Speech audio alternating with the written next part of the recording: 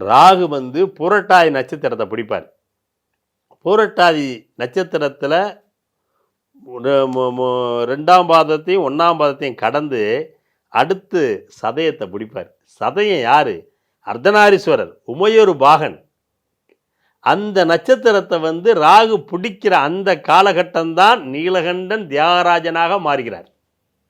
இது வந்து இன்னும் இதுக்காக காத்து கிடக்கிற 18 வருஷம் காத்திருக்கணும். நீங்கள் இந்த காலம் வர்றதுக்கு மீண்டும் 18 ஆண்டுகள் காத்திருக்கணும். ஒரு நாள் 2 வருஷம் இல்லை, 18 வருஷத்துக்குள்ள மனிதனுடைய வாழ்க்கை எப்படி மாறும். அதனால் ராகு பகவான் சதயத்தை எப்பொழுது தொடுகிறாரோ 4 பாதத்தையும் பிடிப்பார்.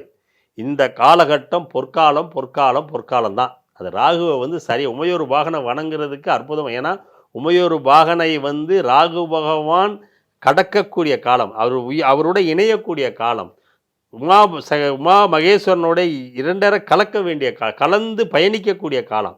இந்த காலம் வந்து எப்படி மற்றவங்களுக்கு தீமை செய்யும்?